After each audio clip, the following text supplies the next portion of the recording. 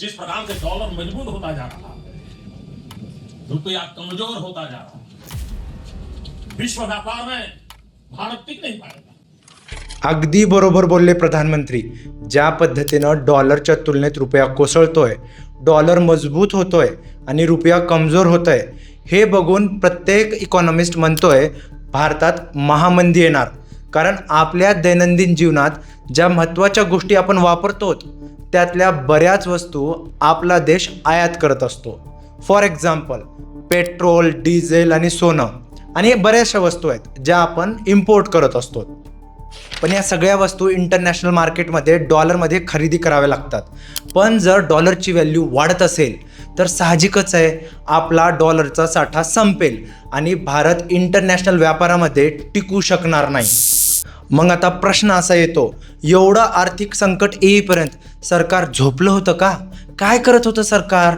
का योग्य वेळी उपाययोजना केल्या नाहीत, सोल्युशन केलं नाही, जेणेकरून रुपया आणि डॉलरमध्ये जास्त तफावत आली नसती? पण तुम्ही बघा, खास करून मोदीजी तर या विषयावर काहीच बोलत नाहीत, गपचूप बसलेत, चिडीचूप बसलेत। एक वेळ होती जेव्हा मोदीजी गुजरातचे मुख्यमंत्री होते आणि त्यांना भारताचे प्रधानमंत्री व्हायचं स्वप्न येत होतं। त्यावेळेस मोदीजी आपल्या रोजच्या भाषणांमध्ये रुपयावर बोलायचे, रुपया घसरतोय, सरकार काय करते, मनमोहन सिंगांना धारेवर धरायचे। ये ऐसे नहीं होता मित्रों, मैं शासन में बैठा हूं, मुझे मालूम है इस प्रकार से रुपया इतनी तेजी से गिर नहीं सकता। अरे ये नेपाल का रुपया नहीं गिरता है, बांग्लादेश की करेंसी नहीं गिरती है, पाकिस्तान की करेंसी नहीं गिरती, श्रीलंका की करेंसी नहीं गिरती। क्या कारण है हिंदुस्तान का रुपया पतला होता जा रहा है? ये जवाब देना पड़ेगा आपको, देश आपसे जवाब मांग रहा है। फक्त एवढंच नाही मित्रांनो, मोदीजी आणि बीजेपी खूप खालच्या स्तराला जाऊन मनमोहन सिंग आणि सोनिया गांधी यांच्यावर टीका करायचे।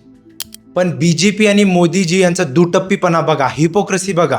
ज्या घसरत्या रुपयाच्या मुद्द्यावरून काँग्रेसवर टीका केली जायची ना आणि सत्तेत आले ना हे लोक, आज तोच रुपया डॉलरच्या तुलनेत घसरत आहे, थांबतच नाही आहे। हे लोक त्याला थांबवू शकत नाही आहेत। त्यामुळं मोदीजींना मी त्यांचीच गोष्ट आठवून देतो। बघा काय म्हणले होते मोदीजी कि दिल्ली सरकार और रुपये के बीच में कंपटीशन चल रहा है।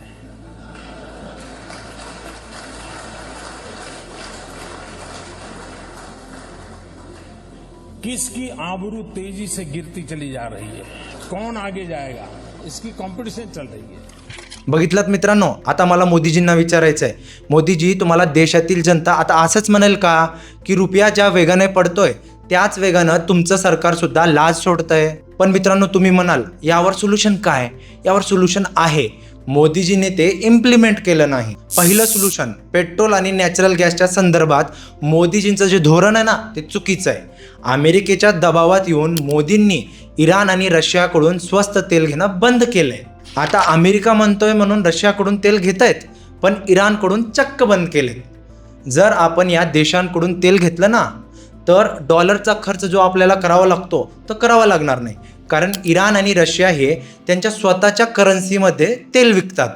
त्यामुळं काय होईल, आपलं जे डॉलरवरचं डिपेंडन्सी आहे ना ते कमी होईल, पेट्रो डॉलरवर जे भारताची डिपेंडन्सी आहे ती कमी होईल।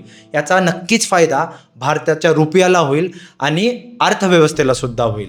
दुसरं सोल्युशन मित्रांनो जे मोदीजींनी करायला पाहिजे होतं पण त्यांनी ते केलं नाही, अमेरिकेसोबत जी ट्रेड डील झाली ना ती ट्रेड डील भारताच्या साईडनं नव्हतीच, कारण त्यामध्ये भारतावर 18% टॅरिफ लावण्यात आलं, जे की खूप जास्त आहे। अगोदर कमी टॅरिफ होतं पण मोदीजींनी काहीच केलं नाही, टॅरिफ लागू दिलं। या गोष्टीमुळे काय झालं, आपल्याला डॉलर जास्त पे करावं लागतात, डॉलरची व्हॅल्यू वाढली।